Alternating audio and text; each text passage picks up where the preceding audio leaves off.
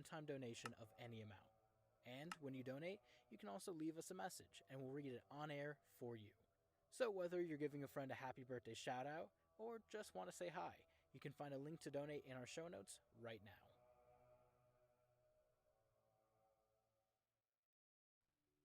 Hey everyone, it's Pacific. A few quick things, and then this week's episode. First things first, if you're interested in getting a postcard, you have about 9 days left. Our postcard period ends on April 30th at 12 p.m. MST. So if you're interested in getting the first postcard of Season 2, you have until then to sign up. And that is for all tiers, $5 or above. If you're already a Patreon, you're included in that. Or if you upgrade, you'll automatically get counted as part of that. And if you are a patron, please make sure we have your address. Postcards are arriving next week, so we are expecting to fill them out and get them all sent out by May 7th. So you should have them by May 15th or so. For our international non-US fans, give that a few extra days, as international shipping takes a little longer. And that said, we will also be taking off the release of May 5th. So obviously you have this week's episode on April 21st, next week's on April 28th, May 5th will be off, and we'll be back on May 12th. Truthfully, amidst postcards, I'm also moving, so a bit of a hectic week, and given everything else going on right now, we're just going to take a little week off so Tom and I can kind of catch up and work through that. But yeah, I might still try and put up a little post or maybe a short mini episode, but we'll see what happens, and I'll keep you guys up to date on that as we kind of figure that out. But regardless, tons and tons of cool stuff coming out. But I think that about wraps up everything I have for this week. If you're interested in talking to us, more community events, as always, those all happen on our Discord, which you can find a link for in our show notes, or by visiting scparchives.com. There we have links to our YouTube page, our Instagram, our Facebook, our Twitter, and, of course, our Discord. And without further ado, I want to give a big shout out to Isaiah Thomas, Kenneth Shaughnessy, Daniel, Jacob Symes, Ross Myers, Angus Donald McDonald, Donovan, Timmy Rowland, and Xavier Apthorpe. Thanks, guys. Your contributions mean the world, and we'll have a lot of new cool stuff for our patrons coming very, very soon. If you are interested in hearing your name at the top of our show, or getting a postcard, or getting access to some bonus episodes, and a bunch of other cool stuff, find us at patreon.com/scp_pod. Or you can find us on the web by visiting scparchives.com. And now, this week's episode.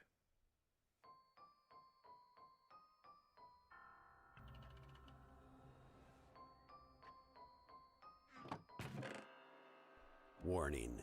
The Foundation database is classified. Unauthorized access will result in detainment. Within this archive, you'll find the procedures, descriptions, and accounts of the most notorious anomalies we've encountered to date. Secure, contain, protect. Item number: SCP-3333. Object Class: Keter. Special Containment Procedures: the trapdoor leading to SCP-3333 is to remain shut and locked at all times. At least one operative is to remain posted under SCP-3333 at all times to prevent entry or exit. The door to SCP-3333 is to be examined for signs of damage daily. MTF Lambda-1, Maxwell's Demons, has been created and deployed to assist in the containment of SCP-3333. Containment Procedures Revised 2039-04-02. Description: SCP-3333 is a spatial anomaly located within the Suntop Fire Outlook, located in Mount Baker, Snoqualmie National Forest, Washington State, United States of America. SCP-3333 is accessible via a ladder and trapdoor on the ceiling of the Suntop Lookout. Climbing the ladder leads up to an identical copy of the Suntop Fire Lookout. This identical copy has the identical ladder and trapdoor pair, which leads to further copies of the Suntop Lookout. The topology surrounding SCP-3333 is identical to that surrounding the Suntop Lookout. However, no plant, animal, or human life has been observed. Successive SCP-3333 iterations are higher relative to the original lookout. The stairs leading up to these SCP-3333 iterations are extended by a proportional amount to allow access to the ground. SCP-3333 was first discovered after restoration of the Suntop Lookout following volcanic activity near Mount Rainier. SCP-3333's origins are not known. No members of the Park Service involved in the restoration of the lookout were responsible for construction of the entrance to SCP-3333. At the time of discovery, the trapdoor to SCP-3333 was padlocked. In order to access SCP-3333, the trapdoor was forced open. No key has been found. Exploration 1. Mission parameters. Initial reconnaissance of SCP-3333. Personnel. D-468. Additional information. D-468 was equipped with standard-issue audiovisual exploration recorders. The exploration was supervised by Dr. Williams and a support team located in a temporary observation outpost inside the Suntop Fire Lookout. Test. Is this thing on? Yes? Hello? Doctor? Excellent. Please proceed into SCP-3333. There's a brief moment of audio feedback through the proximity between Dr. Williams and D-468. D-468 climbs up the ladder into SCP-3333. Please report what you see. Well, I just came from here. But wait, it's empty. Excellent, thank you. How did Please it- stop talking. Thank you. Please continue climbing.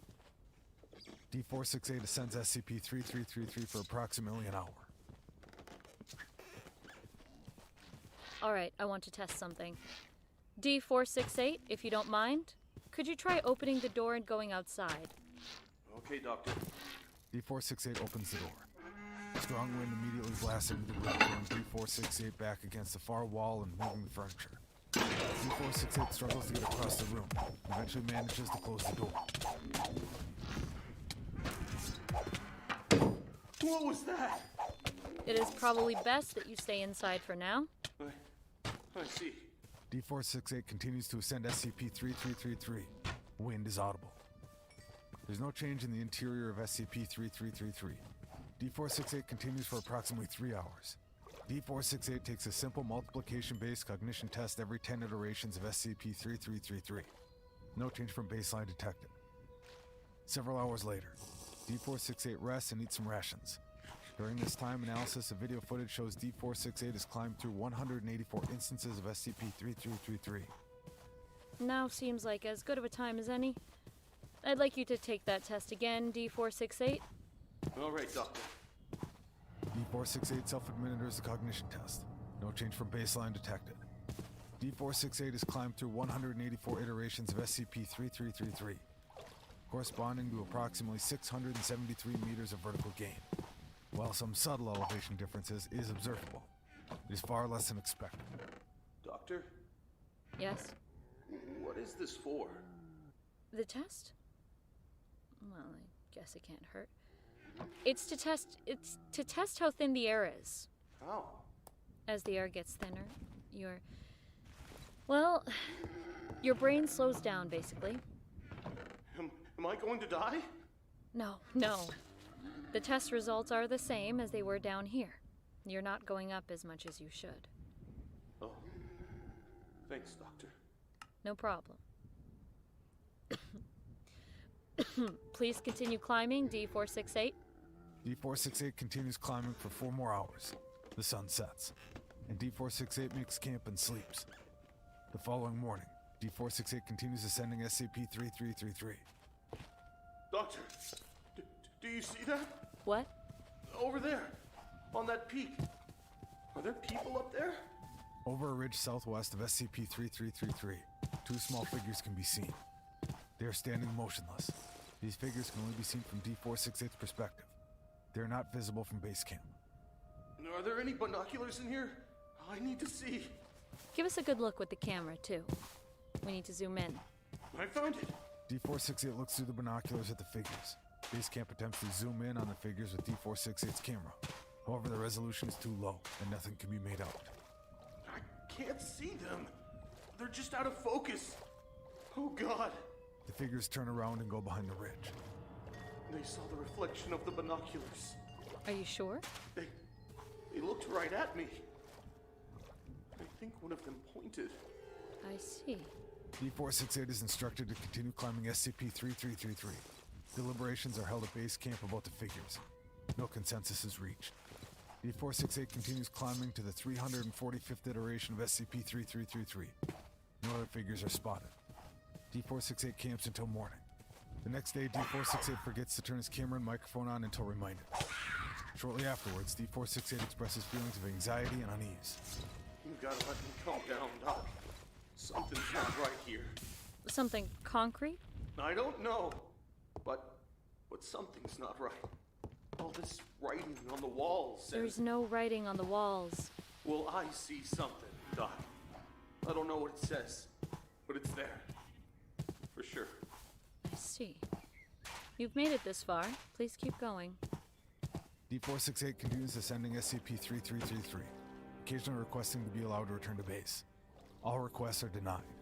Video footage is analyzed for writing or memetic agents. None are found. On the 527th level, the topology of SCP-3333 drastically changes. Multiple copies of the Suntop Fire Lookout are connected to each other in a grid path, accessible through the lookout doorway. There is no natural light, and no sign of sky or ground. It is completely dark. No lookout has a trapdoor or ladder. This isn't right, Doc. You gotta let me down. I can't see. Calm down, please. You have an emergency headlamp and flashlight in your backpack. Please use them. D468 attempts to switch on the lights.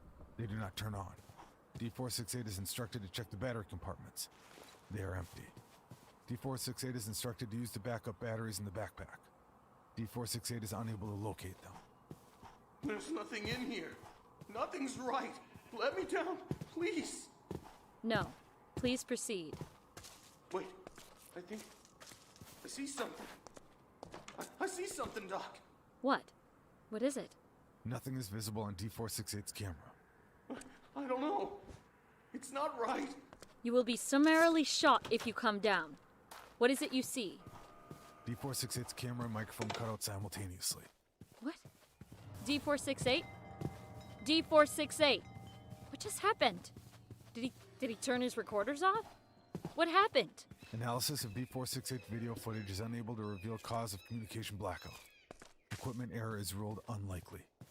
Due to the circumstances surrounding D468's disappearance, and the possibility of an unknown anomalous object in the upper portions of SCP-3333, another expedition is proposed and approved.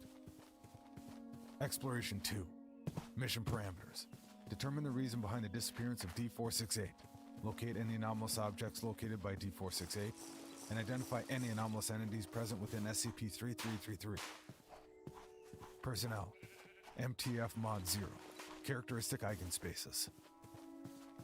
Additional information. All members of MTF Mod 0 were equipped with standard issue survival gear and recording equipment. No special items were deemed necessary. All batteries and backups were triple checked. Dr. Williams supervised from base camp.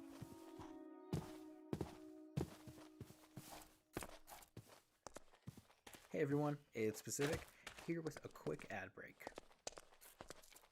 Alright, that's it. Thanks for listening, and I hope you enjoy the rest of the episode. Mod 1, check. Mod 2, check. Mod 3, check. Mod 4, check. Mod 5, check. Okay, everyone. Standard issue tower approach. 2 ahead, 1 in the middle, 2 behind. Let's go. All team members begin to ascend SCP-3333. No figures are visible on nearby ridges. The sky is overcast and the wind is audible. As the MTF climb, the wind dies down bit by bit. After several hours of climbing, Mod 4 and Mod 2 encounter the room where D468 attempted to exit SCP-3333. The furniture is still in a state of disarray, and nothing appears to have been moved. Here seems as good a place as any. The members of Mod 0 gather and attempt to mount an expedition outside of SCP-3333. Mod 2 is attached to a rope and exits SCP-3333. There is no strong wind, and Mod 2 is easily able to leave. There's nothing here, Doctor. That's strange. I suppose it died down. Keep exploring, I suppose. Roger. The members of the MTF exit SCP-3333 and begin to explore. The topology around SCP-3333 is identical to that surrounding the Suntop Lookout. No plant or animal life is visible. No humanoids can be seen. The members of the MTF explore for several hours, then reconvene in SCP-3333. There's nothing here. No plant life, though. That's strange. This pattern holds across the world here. That could account for the stronger winds. Not sure where the oxygen would come from, though. Anyways, keep ascending. We can sort this out later. Roger. The MTF ascends for several more hours and camps for the night. Their pace is slower than that of D468. They ascend SCP-3333 for several more days with no notable encounters. No auditory or visual hallucinations are noted. On the fourth day, they arrive at the apex of SCP-3333. Flashlights out, everyone? Members of the MTF equip their lanterns and flashlights. All are fully equipped with batteries, and backup batteries are double-checked. Apart from that made by the MTF, there's no sound and no light. All right. 2, 1, 2 again. Arbitrary direction. Let's go that way. Mod 1 points at a random direction, and the MTF proceeds in that direction. Reflector markers are left for navigation. The SCP-3333's iterations are connected horizontally, through their external walkways. There is no stairway down, and the railings have been removed such that the walkways can be pressed up and joined with each other. There is no sign of seam between the walkways, and no trace of man-made workmanship. Mod 2 pulls up a board at random from the walkway. There's nothing but blackness below. Mod 2 drops a glow stick into the hole. No bottom is visible. Mod 3 fires a signal flare into the air. No ceiling is visible. No sound or light appears. Do you notice anything strange? Such as? Any of the hallucinations reported by D468? Anything that could indicate what he was talking about during the end? No. No sign of the body or equipment either. Do you want us to prioritize that? I think it would be somewhat helpful if you could. There doesn't seem to be a pattern of purpose to any of these rooms anyways. Roger. The MTF splits up and begins a radial search pattern from the origin.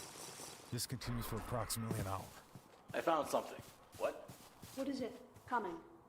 Members of the MTF gather. En route, Mod 5's flashlight cuts out. What is it? It's his backpack. Completely empty. Hasn't been torn or anything, though. No sign of a struggle. Was it propped up against the table when you got here? Yeah, I haven't touched it.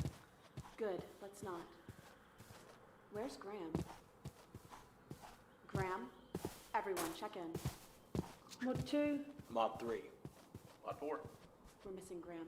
Do you have a feed on his camera, Doctor? No. His flashlight's out. I can't see anything. Roger. 2 by 2. I'll go with Horace. Radial pattern out from here. Right. Okay. Yes. Mod 1 and Mod 3 pair up. Mod 2 and Mod 4 pair up. They begin a radial search pattern. There's still no sound. Dr. Williams plays back Mod 5's camera footage prior to loss of communication. There's no sign of distress. The camera is transmitting, but it's completely black.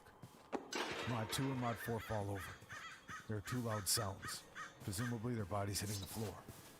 A faint dripping sound can be heard. Microphones and cameras on both cut out near simultaneously. Mod 5's camera and microphone shut off. Hello? Hello? We've lost feed on Mod 2 and Mod 4. There's another thud. Mod 3's microphone and camera cut out. Hello? Mod 1? Wait. What just happened? Where's Mod 3? I turned away for a second and now they're... Yes. Mod 1's headlamp rapidly scans the surrounding area. No sign of the rest of Mod 0 can be found. Hello?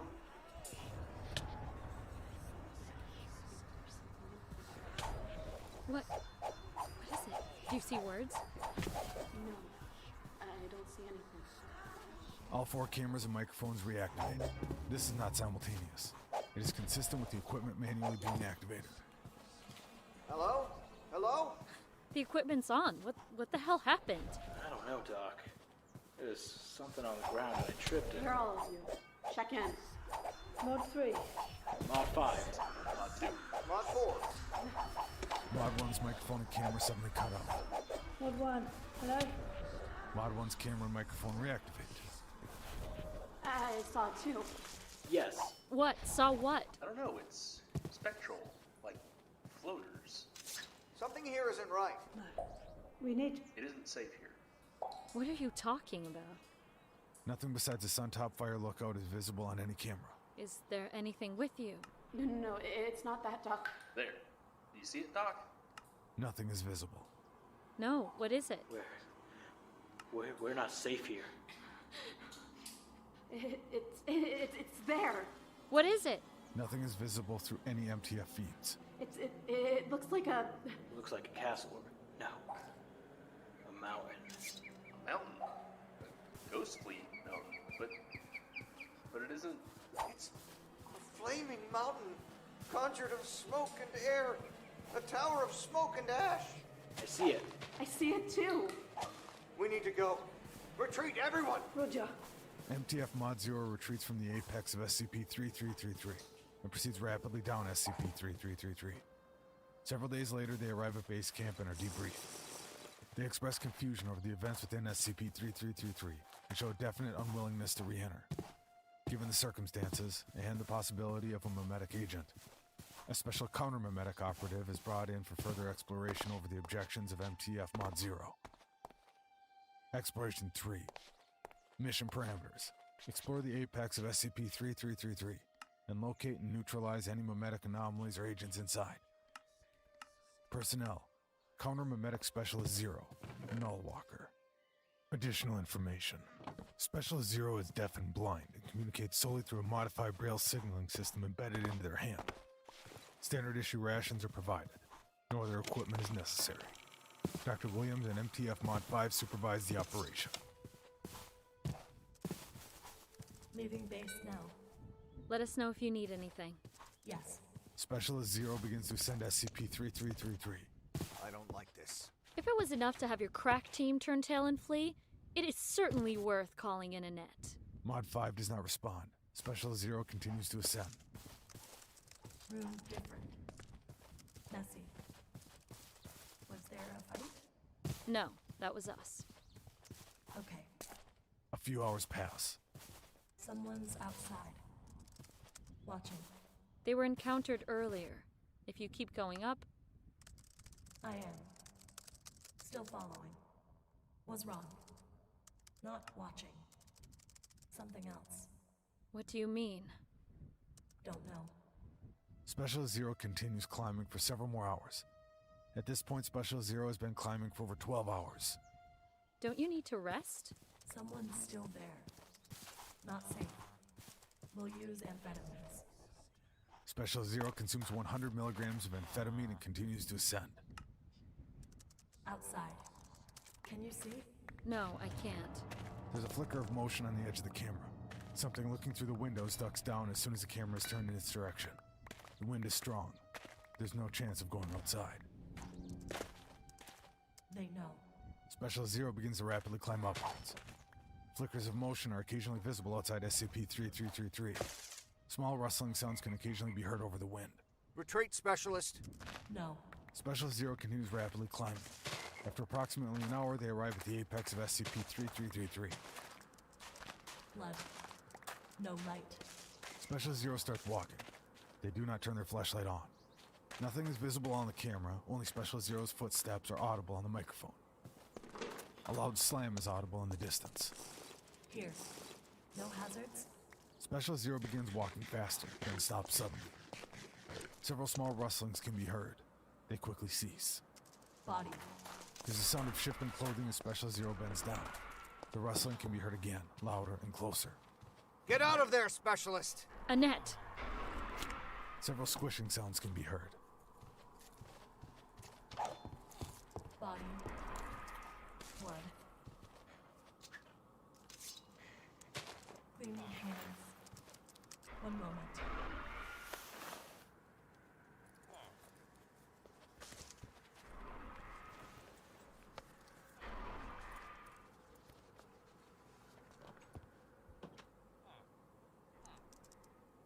two organs. Muscles. They were smooth. Too soft. Inside was something hard. Metal. The rustlings grow in size, getting closer and closer. They surround Specialist Zero and overlap, turning into one continuous drone. Get out, Specialist! Leave it! Go! Metal. There's words. Shit, shit, shit. Annette? Annette? Lights. Lights out. Where are the lights? Annette! There is a mountain. I need to come down. Where is the light? Annette! Specialist Zero's flashlight turns on. Specialist Zero is lying on the ground. The light illuminates a pile of muscles, organs, and bones in advanced decomposition. A metal dog tag is visible, clutched in Specialist Zero's hand. It reads MTF Mod 5, gram per cell. The remainder of this data has been expunged by order of O5 Council. Addendum 1. Following the events of Exploration 3, the entities inside SCP-3333, hereafter designated SCP-3333-1, killed or impersonated all members present at Temporal Observation Post 3333. No distress signal was sent, and Exploration 3 was not forwarded before its conclusion. SCP-3333-1 entities maintain the facade of observation and exploration of SCP-3333, and continually requested manpower and equipment for a period of over 1 month.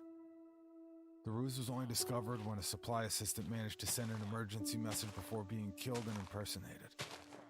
Recontainment teams arrived at SCP-3333, found it completely abandoned.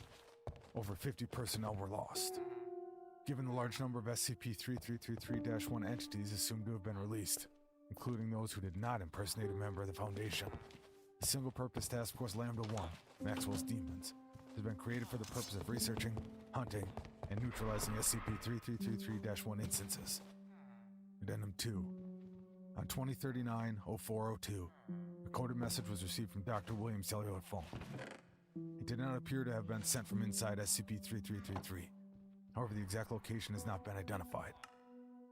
The message contained the following log of Dr. Williams, almost certainly as she was fleeing from MTF Mod 5. For completion, this message is included. Listener discretion is advised. Exploration 4. The footage begins. Slightly after the end of Exploration 3, Dr. Williams is climbing upward through SCP-3333, camera attached to her side. She's breathing heavily and appears to be running from something. Gunshots can be heard below. Dr. Williams climbs upward for approximately 10 minutes, then stops to rest. She props the camera up against a table and blocks off the lower trapdoor with a chair. She sits down.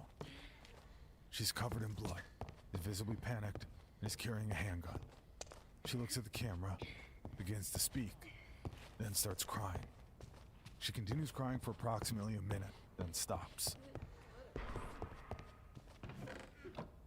They got us. What we've done is the right amount of fakeness. Who would dare argue with diseases that yes, Dr. Talent, but of course didn't know any of them closely. So who was I to say if there was anything wrong? There's a rattling sound. Someone is attempting to get through the trapdoor. Williams grabs a gun and points it at the door. Dr. Williams? Dr. Williams! This is MTF Alpha 3. We've received a distress call from this outpost. We were attacked by the personnel assigned here. What's going on here, Doctor? Let us in, Doctor! Stay there! I'm not falling for it. Dr. Williams, please. We will treat you as an enemy if you do not let us in. Stay back! Several fingers emerge through the trapdoor and begin to lift it up. Williams runs over and stamps on the fingers. There's a crunching sound and the fingers go completely flat. Still trapped in the door. There's a tearing sound as they're pulled back through the door. Williams fires 2 shots through the top of the door, grabs the camera, and begins climbing again. Dr. Williams climbs for approximately a minute and a half, blocking off more trapdoors as she goes, then stops to vomit and cry for about 10 minutes. Following this, Williams continues to climb non-stop for over 12 hours before collapsing. She remains unconscious for around 2 hours, then wakes up screaming. I am still here! Thirsty! They trapped the kid!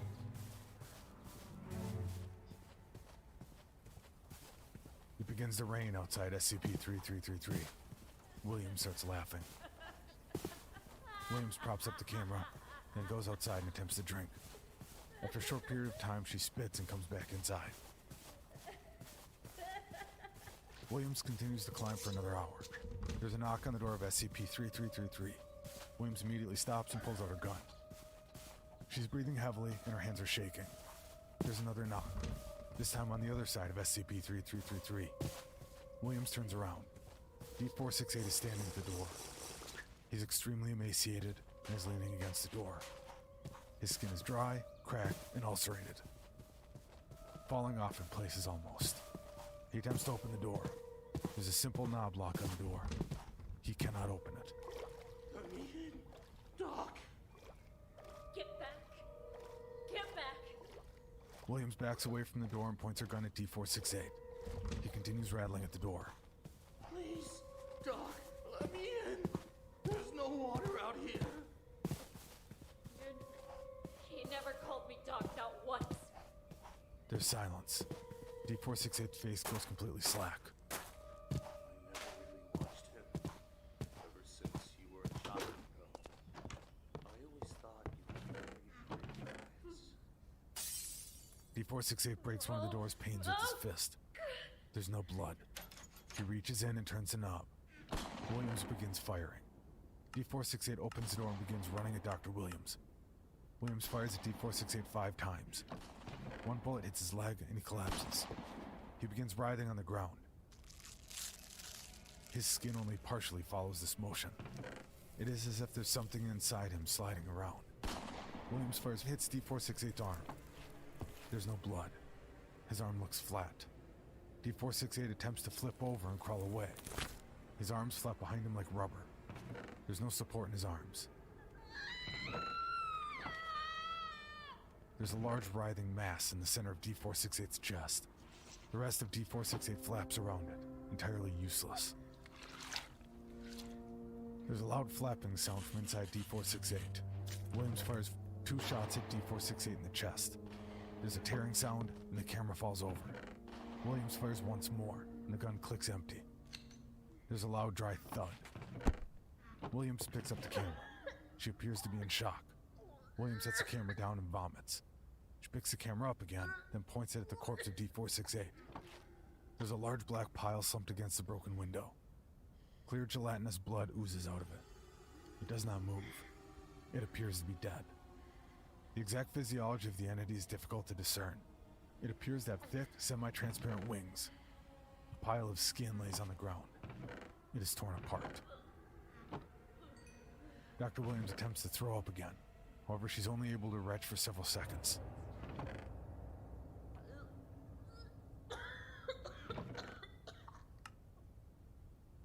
There's a fetish among humans. There's a fetish among humans at the deepest level about enlightenment and height, about ignorance and depth. Here we are, on a castle in the sky, a mountain in the river, a god pillar, a recursive stack. And here at the top we find nothing. A dead world. An unfulfilled promise.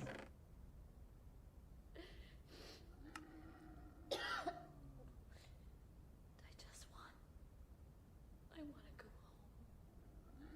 I want to go home. Williams proceeds to climb for several minutes, blocking each trapdoor as she goes. She stops for a moment. She begins to laugh.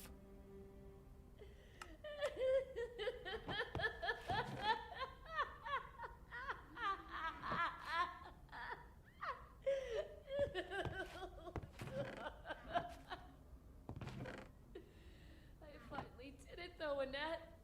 I'm here. Annette. Annette.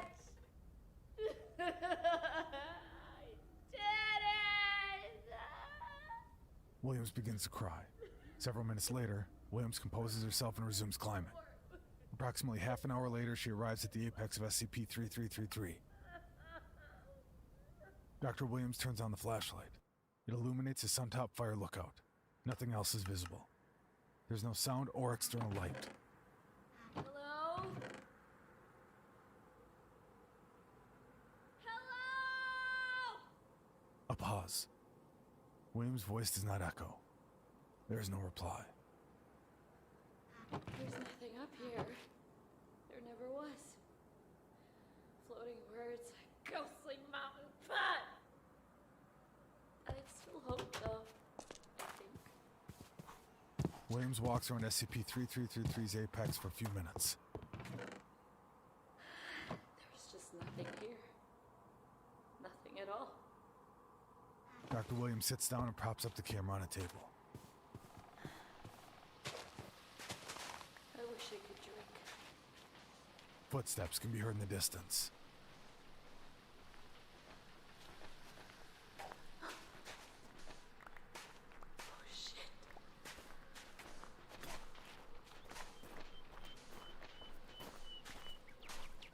The footsteps get closer. They're uneven and rough, heavy feet slamming with each step. Occasionally they stop, and there's a wet thunk as the person hits furniture or a wall. No. The body of Specialist Zero stumbles into view. The flesh is unevenly stretched, lumpy and disfigured. Patches have fallen off, showing nothing but the writhing body of the thing inside. The head hangs limp and flops down onto the chest. The overall body moves jerkily, with little sense of purpose or direction. Williams retches, apparently from the smell.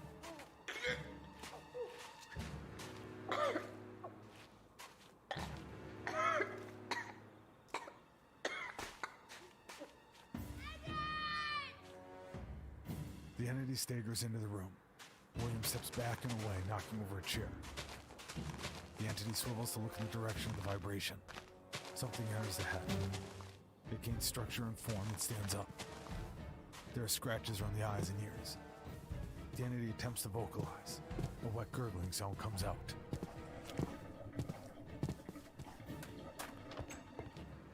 The entity removes structure from the head. Its internal structure completely collapses and the head falls back. Williams raises her gun and attempts to shoot the entity. The gun is empty. Williams still attempts to shoot. The gun clicks. Williams drops to her knees and drops the gun. The entity gets closer. It has trouble walking, has trouble moving. It staggers, lumpy and misshapen. The torso of Specialist Zero writhes. It is as if something is tangled in a sheet, trying to get out. There's a tearing sound. The flesh of Specialist Zero rips. It's difficult for the entity inside. The skin is tough, and the interior layer of the fat does not want to give way. A barbed stinger shoots out through the tear and punctures Dr. Williams' skin. Williams collapses. The stinger appears to contain a paralytic agent. Specialist Zero's skin continues to rip. A large black entity climbs out, discarding the skin. It has large semi-translucent wings and a large sucker appendage on its chest. It does not have any visible eyes. Its skin is extremely thin. Organs can be seen through some viscous internal fluid, but no bones. It approaches Williams, making a rustling with its wings as it moves. It reaches Williams and thrusts its appendage into the wound. There's a sucking noise and a dripping sound. Chunks of semi-liquefied organs and bones emerge from the back end of the entity, sucked out entirely, until there's nothing but an empty sheet of skin. The entity, still attached to the skin, contorts its body and slips into the wound. The skin jerks as the entity fits into it. The skin fills out into the form of Williams. The entity stands up. The entity turns off the camera.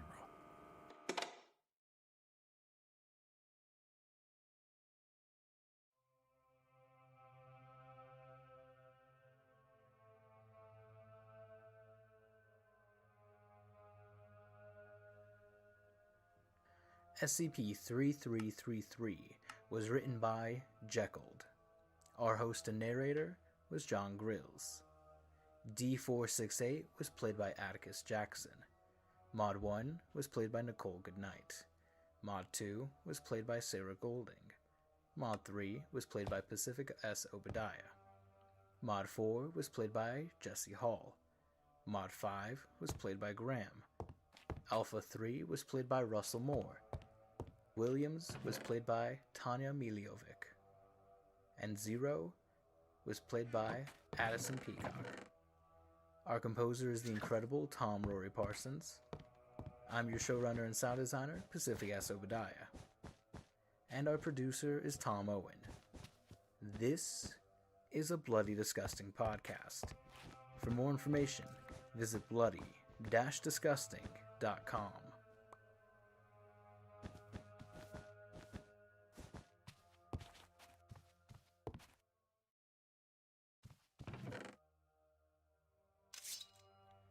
I'm excited to announce a new way for you to support the SCP Archives. We've partnered with ACAST to allow fans to make a one-time donation of any amount. And when you donate, you can also leave us a message, and we'll read it on air for you.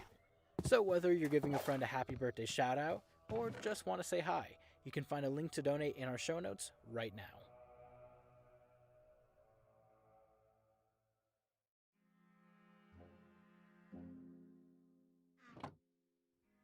Hey everyone, it's Pacific. A few quick things, and then this week's episode. First things first, postcards are done. It took a little while longer than I thought, but redid some designs, and now they're up. And you can find them and look at them and vote for them on our Patreon, on Facebook, Instagram, or on our Twitter. You don't have to be a patron to vote. We just want to hear from you and figure out which designs you guys like the most. Now, if you are interested in getting a postcard, you have until April 30th to sign up for our Patreon. You have to be $5 and above, and you have to give us your address, and you're eligible. You don't have to continue into May if you don't want to. That's totally fine. But yeah, sign up now. Get the new awesome postcards. They're really cool. In fact, one of them was inspired by this episode. It's our third design of cowboys, Catholics, and the Cretaceous. And it's pretty cool. Has dinosaurs on it, has a little church, has a cowboy hat. After you listen to this episode, it'll make a little more sense, but you got this to go through first. Anyways, we're also doing more community nights. As always, I've mentioned in previous episodes, throughout the week we're doing... Put away your dinosaur facts. We'll get to them later.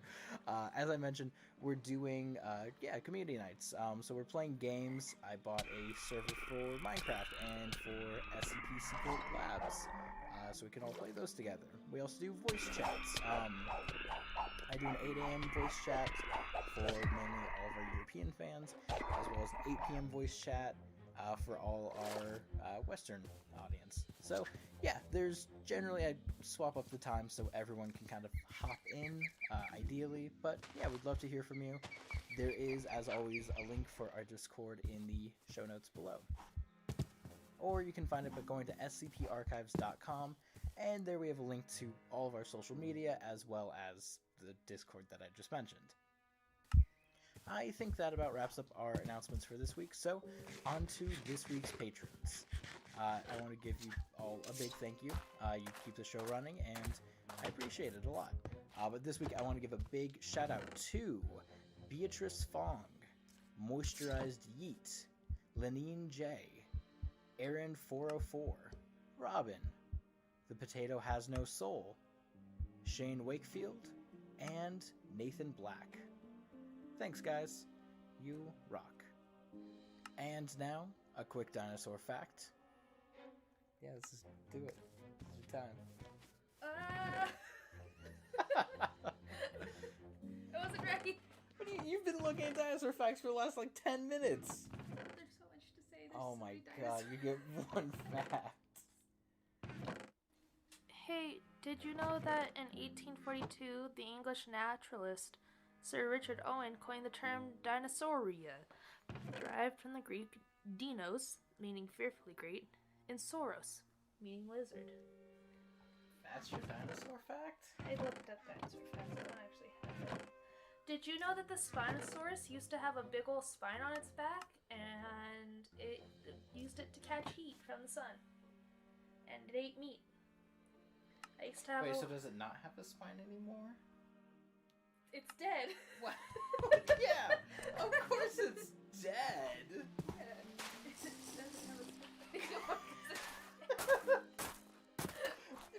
made it sound like it evolved. No, it just died. Oh, God. You should keep that fun fact in there. I don't want to. That was a bad fun fact. Here's the fun fact. All dead dinosaurs are dead. And that's it for our dinosaur facts. We hope you enjoyed this episode, and we hope you had a happy Easter or Passover or just a happy Sunday.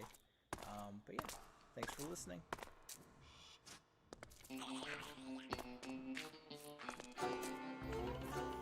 Warning. The Foundation database is classified. Unauthorized access will result in detainment. Within this archive, you'll find the procedures, descriptions, and accounts of the most notorious anomalies we've encountered to date.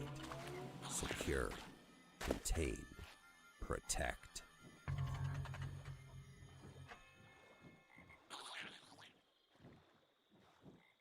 Item number SCP-4003.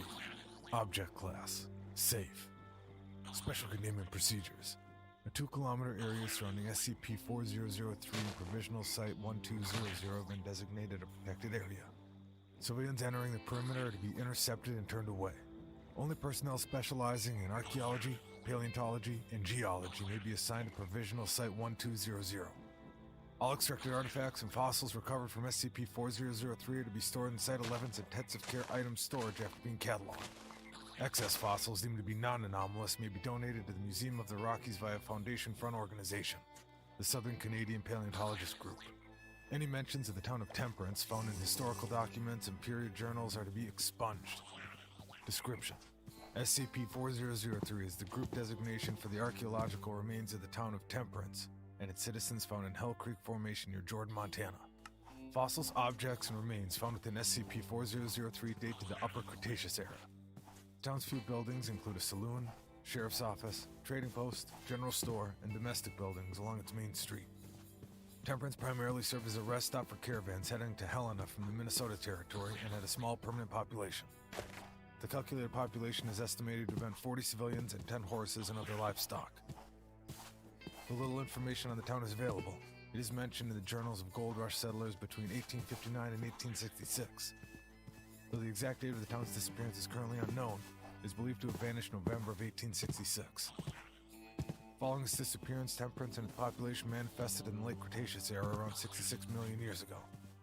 It is believed most, if not all, of the inhabitants and livestock perished from oxygen poisoning due to the increased levels of chemical compound present in the Earth's atmosphere at the time. Any survivors are then likely to have perished from exposure, disease, famine, and the predatory megafauna. The town of Temperance reappeared in its exact geographical location in the Upper Cretaceous period.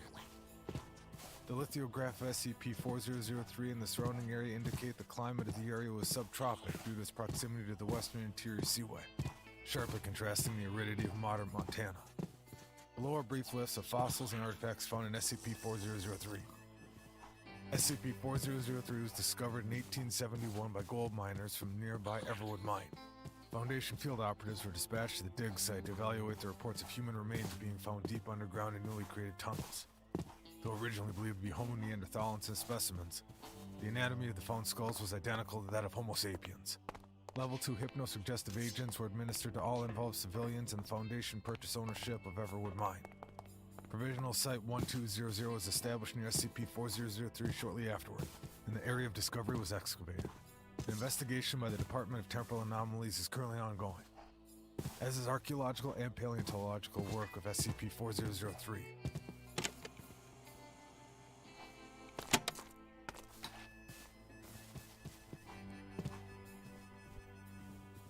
Document 4003-1221.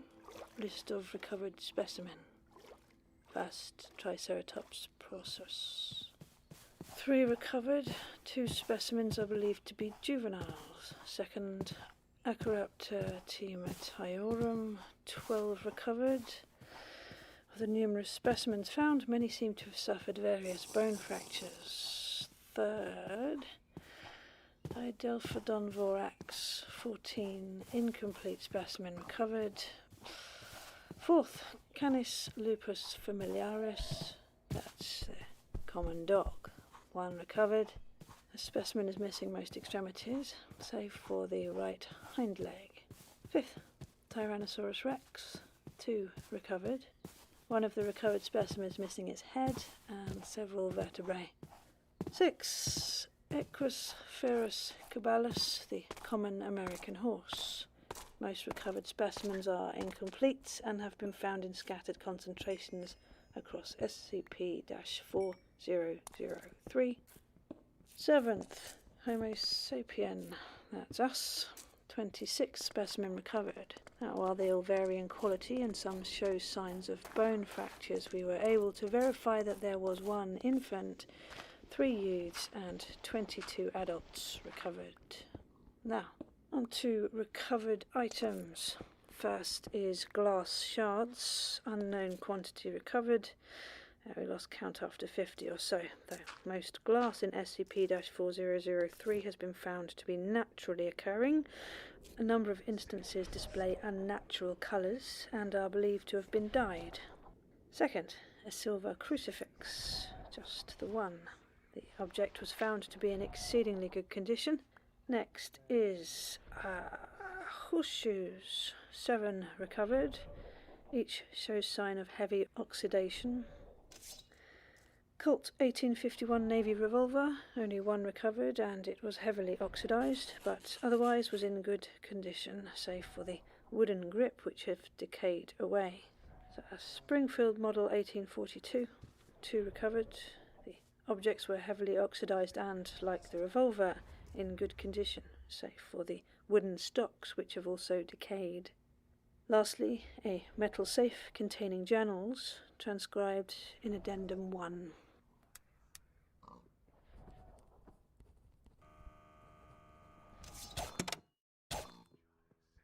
Hey everyone, it's Pacific, just here for a quick ad break. Awesome, thanks for listening, and I hope you enjoy the rest of the episode.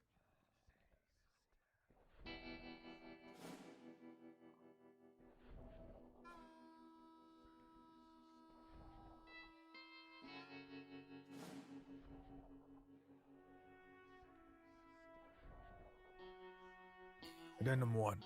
Recovered journals. On 7/26/2008, a metal safe found to be in good condition was recovered from SCP-4003. Its contents are anomalously well preserved and show no signs of aging. Items found in the safe include musket balls, revolver rounds, a rosary, daguerreotypes, and a journal. The journal is labeled as belonging to one Pendleton Tweed, a sheriff's deputy in Temperance. A collection of entries following Temperance's disappearance is available below. Note: the presented entries have been revised and edited to be easily legible by modern standards. Journal logs read as follow. 15th of November, Anno Domini, 1866. Sheriff Boone and I still can't make sense of what happened. Everyone remembers a white light and then nothing. Me and the sheriff too. We all got up, our heads pounding and feeling like we drank the town dry. Old Pete, Mary, and Annette's kids was all dead, as well as most of the chickens and one of the horses. The out-of-towners were all right, said they saw the same thing too. What's strangest is the boonies. Ain't how it used to be. It's all green now, with trees too. I ain't never seen nothing like it before. But it's like I was in paradise when I see it. Sheriff Boone says it ain't right though. Says something's very wrong. Sheriff Boone's fixing to hold a town meeting with the outsiders and all the folks at the first hour tomorrow. We're burying the dead tonight.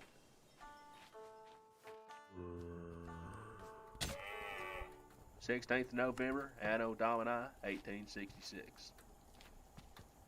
Everyone's real uneasy about the situation. Folks are grieving and the out-of-towners are itching to take off. Sheriff Boone says no one can leave unless they're part of the scouting posse he's getting together. Says need to know what's around us.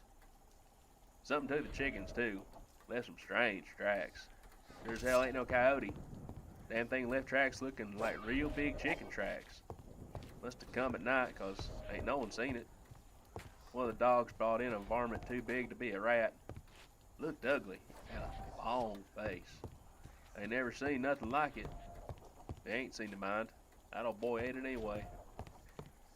Father Jacob says we's needing to be strong and God will guide us. I pray we'll figure out what's happening soon and for the posse's safe return. 19th of November, Anno Domini, 1866. A bunch of the out-of-towners stabbed up Merle in the middle of the night and stole everything they could from his shop before taking off with some horses. They're in a real damn hurry, I reckon, because they left behind the caravan. For the looks of things, they was prospectors headed to California. A lot of digging tools and some dynamite. We's burying Merle later, but we is low on supplies now. Father Jacob and I are working on rationing what we got, but it won't last too long. Father Jacob keeps saying he's hearing things at night, but he don't know what. He's asked for me to stay out by the church and keep an eye out tonight. I reckon since we's burying Merle, I might as well stay a spell. I pray Merle goes to heaven. He ain't deserve what come to him. It's all my fault for not being able to protect him. 20th of November, Anno Domini, 1866. I swear on God, Father Jacob and I saw a demon last night. It was big, like a person. It walked on 2 feet. It had a neck like a snake, and eyes like one too. It was making these sounds from hell, and it was digging at Merle's grave. Wasn't able to bury him too deep because of the mud, and I saw that monster eating at old Merle's body. I fired at it, but it was too dark for me to hit the dang thing. Father Jacob says we's in hell, being punished by God for not believing. He went and told everyone, now they's in a panic. They says so long as we keep praying, God will spare us from his wrath. I ain't thunk I was a sinner. No man's perfect, but I reckon I try being as close to God as one can. I reckon I got a lot to think about. But now the whole town's gone to dogs. Everyone's panicking over what Father Jacob says. I put my foot down, told them to quit it, told them to pack it up, take it to the church if you want to proselytize. Can't have them scaring everyone like that, even if we surrounded by devils. Tonight I will pray for forgiveness and for protection. 21st November, Anno Domini, 1866. Sheriff Boone, Red, and Jeremiah came back, but they was missing a horse. Sheriff Boone says a giant devil with a head as big as a man snuck up on them when they was sleeping and picked up a horse in its mouth, then tossed it like a toy. They hid and watched it eat up until the devil went away. As big as a building and longer than 2, they says. The others said they seen more, smaller, bigger, and of all colors. Food is scarce, and these rat varmints ain't big enough to feed one person, let alone 30. Safety and food will be in my prayers tonight. 23rd November, Anno Domini, 1866. I reckon Father Jacob was right saying we's in hell after seeing what happened yesterday.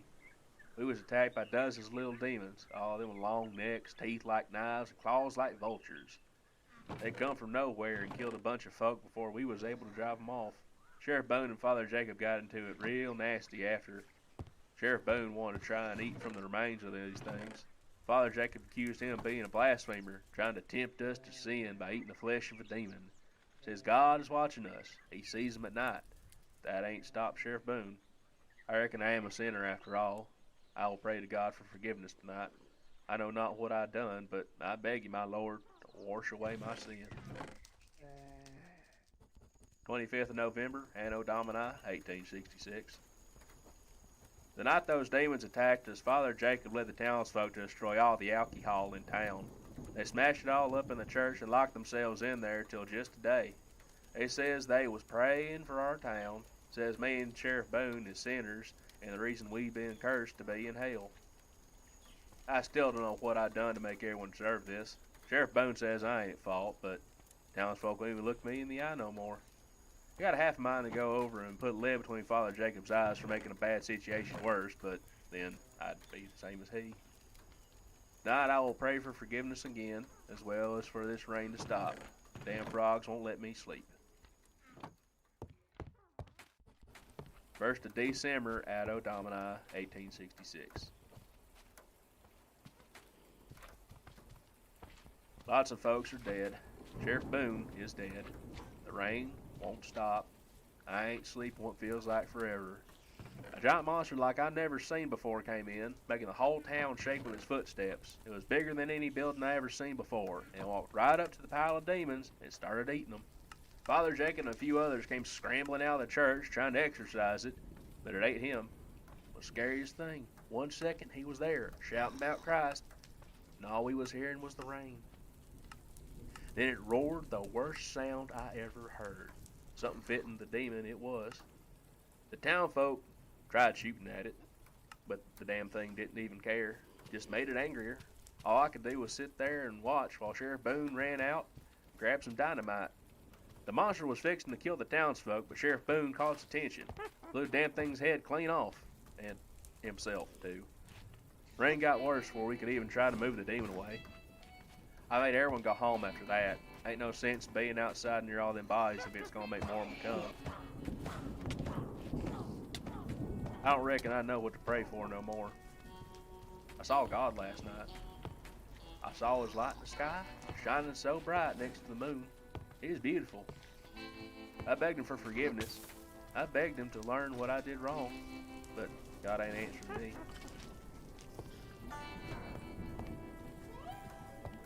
I've been begging God for the rain to stop, for forgiveness and clarity.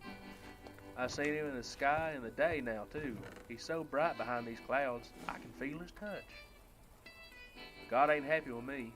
I know my punishment is coming, and God Almighty himself is delivering it. One last time, I will pray for forgiveness tonight.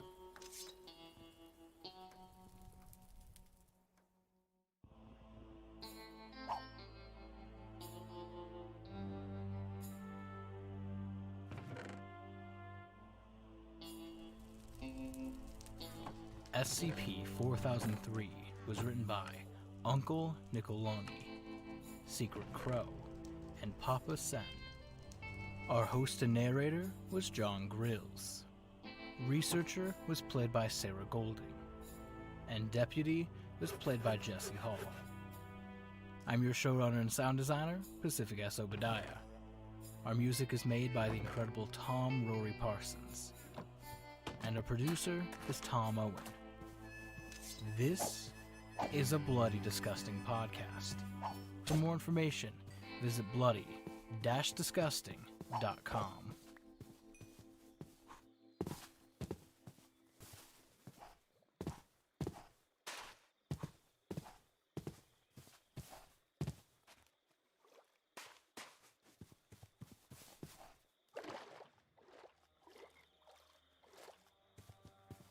I'm excited to announce a new way for you to support the SCP Archives.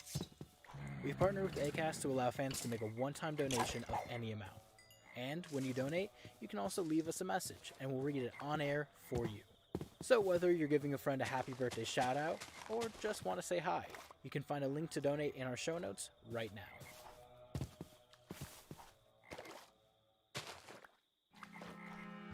Hey everyone, it's Pacific. One big announcement, and then a few small things, and then this week's episode. First things first, we recently partnered with Acast. They're a company that you may or you may not know, but I've worked with them before in the past on my older show, Lake Clarity and Aftershocks. Back then, Acast was incredible. They helped cover a lot of our hosting fees and set us up with some ad partners that, allowed us to create those shows. So I'm really excited to announce that Bloody Disgusting is partnering with Acast, and I am again getting to work on such an incredible platform with some incredible people.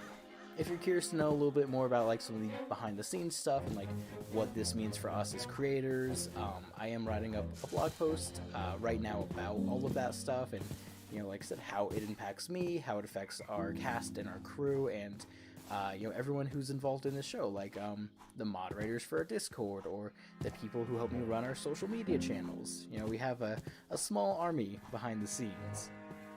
But like I said, all that is coming a little later this week, I think. It'll be on bloodydisgusting.com. So if you're interested in reading it or checking it out, keep your eyes peeled. I'll also post on social media and stuff. But yeah, more about that in upcoming weeks, but I just want to let you guys know that it is there. And second, we have a Patreon, and there you can get a lot of cool things, like ad-free episodes, bonus episodes, and for this month only, if you sign up anytime between April 1st, which was last week, and April 30th, you will get the first Season 2 postcard. I've mentioned this in previous episodes, but we're doing postcards a little differently. We're going to do 4 really big, really cool batches throughout Season 2, and the first batch is happening now. So if you want your postcard in May, all you need to do is sign up for a tier of $5 or above, and it'll be sent to you. Of course, you have to provide your address and things like that. Please don't forget your address. Some people do, and that sucks. But I've worked on some really awesome designs. I'm very excited to share them with you. I was going to share them last week. I decided to revamp one of them, so they'll actually be going up this Thursday. That is April 9th. So April 9th, keep your eyes peeled. 3 new postcard designs. You can vote on all of them. Whichever one is the community favorite will be the postcard for May. And then in August, we'll be doing the same thing. And in September, you'll be getting 3... Oh, in August, you'll be getting 3 new designs, and that'll be the September postcard. Yeah, every 3 months. So it's going to be a while until the next one. Sign up now. And on that note, we have had a lot of signups. So I do want to give a big shout out to all of our new patrons this week. And thank you guys. This means the absolute world to us, and we could not do what we do without you. So, David Crossler, Michael Aguanio, Canadian Gold, Andrew Lynch, Daphne, Jack Purcell, Blake Marshall, Brianna Chanel, Oscar Olivieres II, Riley Kerr, Blake, Elliot K, Colt Minor Shagan, and Bandicoot. Thank you. You guys rock. And I hope you're staying safe and healthy. We are continuing to do Discord voice chats and game nights. That isn't just for patrons, it is for everyone. So if you're interested in joining that, there is a link for our Discord in the description below. And I also post it on Facebook and Twitter pretty regularly because we do new events basically every day, every week. So come, talk to me, come say hi. I'm on most every voice chat. I also do some live streaming. I made a Minecraft server last week so I could play some games with you guys. This week we're going to play, I think, SCP